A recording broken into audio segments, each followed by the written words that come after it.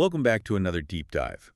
You know, when we think of a scientific experiment, we usually picture like a sterile, highly predictable environment. Right, something very controlled. Exactly. You mix chemical A with chemical B in a spotless glass beaker, and you get this guaranteed, measurable reaction. It's totally clean. It's completely objective. Yeah, the scientist is just standing outside the experiment, jotting down data on a clipboard. Unaffected by the whole thing. Right, because the entire foundation of the modern scientific method relies on the observer being strictly separated from the elements they are observing. But then you look back at the ancient, deeply misunderstood practice of alchemy, and that clean, objective laboratory just vanishes entirely. It's a totally different world. It really is. Yeah. Suddenly you're dealing with soot, open flames, highly toxic vapors, and more importantly, the ancient texts insist that the real transformation, the true experiment, actually has to happen inside the person tending the fire. Because in alchemy, the observer and the substance being observed are bound together in the exact same crucible. It is a fundamentally murky psychological space. I mean, you cannot distill the elements without simultaneously distilling yourself. And that murky psychological laboratory is exactly what you're stepping into today. We are looking at a truly captivating recovered manuscript from the stacks. It's a fascinating find. It really is. It's dated around 1911 or 1912, titled The Hour of Dissolution. And it's presented as a fictionalized or perhaps wildly, uncomfortably autobiographical novel by the famously tormented Swedish playwright August Strindberg. Yeah, the lines between fiction and reality are very blurred here. Definitely. And our mission for you today is to explore how a mind, facing its own absolute end, uses the literal and spiritual stages of alchemy, unexpected human connections, and some breathtaking visions of the afterlife to make sense of a life defined by suffering and regret. Oh, Okay, let's unpack this setup because the setting alone is incredibly atmospheric. Oh, it really is. The manuscript places the narrator in a freezing, decaying apartment building in the Södermalm district of Stockholm. So it's very bleak. Very bleak. He's old, isolated, deeply paranoid, and he has essentially barricaded himself away from the world. In this small, drafty chamber between his sitting room and his bedroom, he has set up primitive alchemical equipment. But he isn't trying to synthesize gold. Right. Right. Which is, what everyone assumes when they hear the word alchemy. Right, exactly. He openly admits that that old, greedy ambition just burned itself out years ago. So what's he actually doing in there? What he wants now is to observe the mechanics of dissolution. He wants to see the exact moment when a physical substance surrenders its identity. Which sounds incredibly intense. It is. To understand why he's doing this in a freezing apartment, we have to look at the fundamental mechanism he introduces in the opening pages. It's called solve et coagula. Dissolve and coagulate. Exactly. It's the core rhythm of alchemical transformation. He is heating mercury over a spirit lamp, watching it vaporize, rise, and condense back into droplets. Just over and over. Yeah. He notes that mercury acts as the philosopher's water. It unites opposites. It divides and reunites, almost as if it possesses its own volatile will. He is obsessively trying to witness the boundary where form collapses into formlessness. And he's doing this while breathing in highly toxic fumes. He casually mentions how the hatters of the old days went entirely mad from breathing mercuric compounds. Right, the Mad Hatter syndrome. Exactly. Yet there he sits, literally inhaling poison in a locked room, trying to watch the boundaries of perception shift. It is the ultimate picture of isolation. He is totally alone in this decaying fortress, except for one person. Margareta. Right. The woman who comes to clean his rooms twice a week. And initially, his description of Margareta is almost hostile. She's an older woman wearing a carefully mended gray dress with hands heavily roughened by years of hard labor. Yeah, he doesn't see her as a person. Not at all. Strindberg views her merely as an annoying functional presence. He notices the microscopic traces she leaves behind in his sanctuary, a faint scent of lye soap, a book shifted a fraction of an inch on his shelf. Which just drives him crazy. Completely. To his highly paranoid, fiercely controlling mind, she isn't a person. She is a foreign consciousness, imposing its chaotic order on his perfectly controlled space. He resents her for simply existing in his periphery, but then the text gives us this incredible scene during a massive snowstorm that blankets Stockholm for 3 days. Oh, I love this scene. It's beautiful. Yeah. He walks out of his makeshift laboratory and finds her standing in his sitting room. She isn't cleaning. She is standing completely still, looking out the window at the falling snow. Just staring out. Right. And without turning to look at him, she says, "The snow, It changes everything. It's such a quiet, cinematic moment. They stand there together in total silence, just watching the city disappear under the whiteout. Yeah. But internally, for Strindberg, the perception shifts entirely. He suddenly realizes she isn't just a function performing a task. She's a soul. Right, she has an inner life. Exactly. She has an entire interior universe of darkness, her own complex history of suffering. He eventually learns she lost her husband to consumption 7 years ago, and her only son is away at sea. It is the first crack in his armor. While he has been obsessively focused on the external salt, the physical dissolving of the mercury in his glass retort, what's actually initiating is the internal breakdown of his own rigid ego. Wow, yeah. He realizes that his isolation is a fortress he constructed from the wreckage of his own life, and he recognizes that she inhabits a similar fortress of grief. It completely reframes the alchemy. His primitive laboratory is actually just a psychological mirror. He isn't truly transforming the mercury at all. No, not really. He's watching his own isolated mind trying to vaporize its trauma. The actual successful alchemy, the real magic, only happens when he finally speaks to Margareta, when he treats her as an equal and asks her about her life. And that fragile domestic connection sets off a chain reaction that begins to shatter his lifelong isolation. As the external winter deepens, he starts seeing profound unity in things that used to terrify him. Like what kind of things? Well, he examines the hexagonal symmetry of snowflakes against the glass and connects it to the Swedish mystic Emanuel Swedenborg. He realizes that every physical phenomenon corresponds directly to a spiritual reality. So he's finally opening up. But just as this thaw begins, the manuscript takes a sharp, devastating turn. It does. Winter shifts into spring, and Margareta suddenly stops coming to the apartment. He tracks her down to a hospital for the indigent, where he discovers she is dying of consumption, the exact same disease that took her husband. It's heartbreaking. It is. He actually sits by her bed, holds her roughened hand, and she tells him she isn't afraid anymore. She dies 3 days later. And in the terrible, quiet wake of her death, the doctor visits Strindberg's apartment and confirms what the coughing has already hinted at. He, too, has contracted consumption. Yeah. It is an inescapable death sentence. The physical decline is rapid. The text describes the blood on his handkerchief going from a pale pink tinge to a bright, terrifying red flood. He is given weeks, maybe a month or two, to live. Knowing the absolute end is rushing toward him, he starts writing what he calls a correspondence to an unknown reader. And what is so striking about this framing is that the unknown reader is you. Right, the listener. Exactly. He is writing across time, directly into the mind of whoever picks up the manuscript. He explicitly notes that as long as his confessions unfold in your mind, something of his consciousness survives the grave. And what he delivers in this correspondence is a brutally forensic self-assessment. He dissects the chaos of his 3 failed marriages, focusing heavily on his first wife, a young actress named Siri. He doesn't hold back at all. No. He details how he loved her with an intensity that was entirely indistinguishable from possession.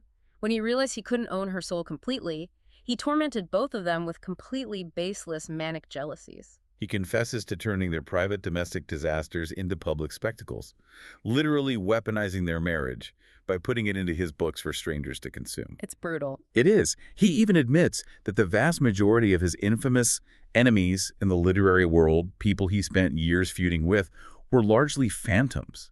They were just projections of his own deep-seated fears and inadequacies. And this is where he invokes the alchemical concept of aqua regia to explain this horrific realization. Aqua regia. Yes, royal water. Just as that highly volatile acid, it's a mix of nitric and hydrochloric acids, is the only solvent capable of breaking down a metal as stubborn and noble as gold, he realizes his intense lifelong suffering was the only solvent strong enough to dissolve his exceptionally rigid paranoid ego. Oh, wow. Yeah, the universe wasn't punishing him maliciously. The suffering was simply the necessary alchemical acid required to break down the armor he had welded around himself. Okay, wait, I have to push back hard on this. Okay.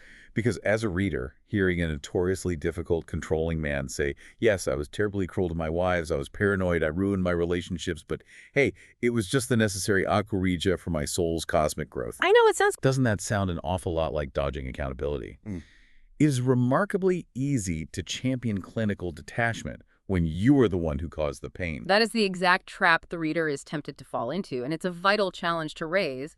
But the text actually anticipates this. Oh, really? Yeah. Strindberg explicitly states that this detachment is not a plea for absolution. He writes that he has absolutely no right to ask for forgiveness from the women he harmed, and he fully expects them to judge him harshly. The detachment he is practicing here isn't an escape hatch, it is a form of unbearable agony. So he isn't making excuses. Yeah. He's forcing himself to look at the raw mechanics of his cruelty without turning away. Exactly. He is watching himself burn in the acid. He is observing the mechanics of his conditioned behavior the way a scientist observes a corrosive reaction in a beaker. Just pure observation. Right. He is saying, this is the damage I caused, and this is the terrified defensive mechanism that drove it. He's finally admitting he was fundamentally wrong about his enemies, about the women in his life, and about his own manufactured victimhood. Enduring the burn of that realization without trying to justify it becomes the crucial threshold he must cross. But that clinical detachment is suddenly put to the ultimate test. His body is failing fast, and just as he's preparing to detach completely from the physical world, the outside world intrudes one last time. The daughter. Right. He gets a surprise visit in his freezing apartment from his estranged daughter, Corinne, from his first marriage to Siri. They haven't spoken in years. And during this brief visit, he learns that she now has a daughter of her own, his granddaughter, and her name is Margareta. He is just floored by the synchronicity. The name Margareta represents the feminine principle of reception, grace, and transformation, the exact forces he fought bitterly against his entire life. But he knows he will never live to meet this child. No. Following that visit, he falls into his final steep decline. He is unable to move, unable to write, simply lying in bed watching his own consciousness begin to untether from the failing machinery of his physical body. You'd expect the manuscript to end right there with his last earthly breath. But here's where it gets really interesting. It takes a huge leap here. It does. The source material provides us with Book 4, a section so bizarre and structurally different that an editorial postscript notes its authorship is highly debated by scholars. Yeah, some argue it's his delirious final thoughts transcribed by a bedside nurse, while others insist it's a posthumous forgery. But the text itself presents Book 4 as his direct continuous experience immediately following physical death. And this afterlife completely defies traditional expectations. There are no harps, no angels, and certainly no hellfire. So what is it? His first shock is the total absence of darkness. He finds himself entering a state of pure, sourceless luminosity. He possesses no physical body, yet his awareness is infinitely sharper than it was in life. He notes that he isn't looking at the light. He's the light observing itself. Time completely collapses in this space. He experiences an eternal present where his entire timeline and the timelines of everyone he ever touched are spread out simultaneously. Which has to be overwhelming. Oh, completely. And this triggers the central philosophical event of the manuscript, the life review. But this review is entirely free of cosmic judgment. There is no judge weighing his sins, yet it is described as agonizingly painful. Why? Because he is forced to experience every single action he ever took from the exact perspective of the people he hurt. It is the heavy, unavoidable burden of complete empathy. Yes. He has to see the exact moment he asks Siri for a divorce, but he doesn't experience it from his own defensive posture. He feels her exact sickening shock. He feels the physical weight of her grief. He has to live it. He instantly accesses her internal web of memories, remembering deeply personal promises he had made to her in their youth that he had completely forgotten. He feels the profound sense of failure that will inevitably color the rest of her life. He experiences all of it, intimately and undeniably. And the guide he encounters in this luminous realm explains that this perfectly mirrors the alchemical process he was trying to achieve in his laboratory. You can't just jump straight to enlightenment. You have to go through the stages. Exactly. First, you have to endure the nigredo, the blackening. The dark depression and decay of his earthly life was the necessary rot to break down the false self. Without that rot, you can't reach the albedo, the purifying, blinding white light he is currently experiencing, where the bare awareness is exposed and scrubbed clean. Which leads to the next stage, the citronitis, the dawning of true understanding. Because in this luminous state, he encounters the consciousness of his deceased father. And they had a terrible relationship. Very terrible. In life, their relationship was defined by distance and emotional frostbite. But here, without the barrier of physical bodies, they share their internal experiences directly. Strindberg feels his father's brutal childhood deprivation and his literal inability to express warmth. And at the same time, his father feels Strindberg's desperate, unmet need for approval as a child. Yes, in that mutual, unfiltered sharing, The historical knots of resentment just untie themselves. He realizes that true forgiveness isn't an act of will.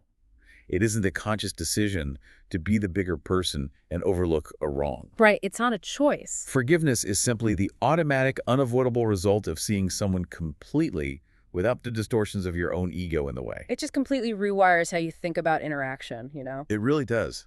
To visualize how this afterlife state functions, imagine sitting in a theater watching a movie of your own life. For your entire existence, you genuinely thought you were the leading man, or maybe the brilliant director pulling the strings. But in this afterlife state, the ego dissolves, and you suddenly realize you aren't the character, and you aren't the director. You are the actual movie screen itself. You are just the pure, blank awareness, holding the light and shadows as they play out on your surface. You don't judge the movie. You just observe it. That is a phenomenal analogy for the final alchemical stage, the rubedo or the reddening, where all these fractured, painful parts are integrated into a complete, unified understanding. But it raises a massive question. If the ego completely dissolves and only this screen of pure awareness remains, what happens to that consciousness next? Do we just float in a luminous void forever, reflecting on our past mistakes with perfect empathy? Is there a next step? That is exactly what the final, deeply lyrical epilogue of the text addresses. The environment shifts from the stark, luminous void into a vivid, heavily symbolic landscape. Like a dreamscape. Yeah. Strindberg finds himself in an enclosed garden of green and gold, filled with flora of impossible vibrating perfection. And at the exact center of this garden is a magnificent cascading fountain. The fountain serves as the ultimate metaphor of the entire manuscript. He watches the water rising and falling, breaking into countless individual drops that catch the light before crashing back into the pool. It's a beautiful image. It is. And in a flash of insight, he realizes that the water, the light, the garden, and his own observing awareness are all composed of the exact same substance. He is the fountain. This is where the core philosophical thesis of the text is finally laid bare. He asks his guide, if consciousness is so perfect in this unified state, why does it ever do this? Why does it bother creating a physical world defined by separation, disease, and emotional pain? Good question. And the answer he receives is that pure, unified consciousness is entirely static. It is complete, yes, but it has no story. It has no movement, no friction, and therefore no growth. In order to know itself, in order to experience anything at all, consciousness must divide itself. It has to separate into billions of individual drops, meaning you, me, Strindberg, Margareta, the person who cut you off in traffic yesterday. Every single one of us. It has to separate. It has to suffer the illusion of isolation. And it has to desperately long for unity again. Because without that division, without the chaotic friction of separate cells colliding into one another, there is no becoming. The universe is just consciousness exploring its own infinite possibilities through us. Which leads directly to the stunning conclusion of his journey. Strindberg is told that he does not have to move on to the higher, formless realms right away. He is presented with a choice. Oh. He can stay in the perfect peace of the garden, or he can return. He can take on a new physical body, re-enter the chaotic world of separation, and completely forget everything he has just learned. And he chooses to return. He knows he will be born entirely blind into a new mind that has to learn everything from scratch, and that he will inevitably make mistakes and suffer all over again. But he does it anyway. He chooses to do it out of love. A vast, impersonal love for the messy process of consciousness itself, and a desire to add his own small friction to the grand experiment. He accepts that the soul must enter the world entirely empty in order to be filled. So when you step back from this massive philosophical architecture, you have to ask yourself, so what does this all mean? Right. If we look at the brief author's notes included in the appendix, the writer plainly admits that human language completely fails to capture this reality. He borrows a Zen concept, stating his words are just fingers pointing at the moon. The reader shouldn't mistake the words for the actual moon. They're just a guide. Exactly. This entire manuscript, the primitive alchemy, the toxic marriages, the haunting life review, is simply his attempt to point you toward the realization that you are the universe experiencing itself. When you bring that into your daily life, it completely shifts your baseline. When you're sitting in brutal traffic or dealing with the exhaustion of info overload on your phone or navigating a quiet heartbreak, this manuscript dares you to view that not as a nuisance, but as universal consciousness, literally putting on a disguise to experience friction. It is the universe exploring what it can endure and what it can become. You are the experiment. And the suffering, the frustration, the grief that is simply the aqua regia It is the necessary caustic acid, keeping the experiment moving, dissolving the stubborn, rigid parts of us that refuse to evolve. It is an extraordinary journey to digest.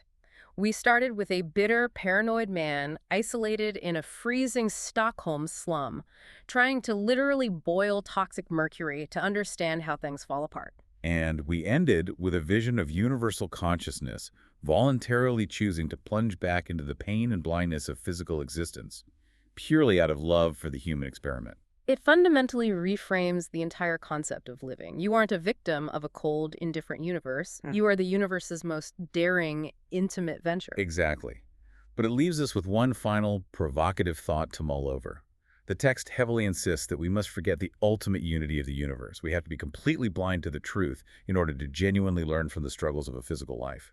The friction only works if we think it's real. Right, the blindfold is necessary. But if our lives are just consciousness, putting on a blindfold to experience the thrill and pain of discovering itself, what happens if you successfully remove that blindfold while you are still alive?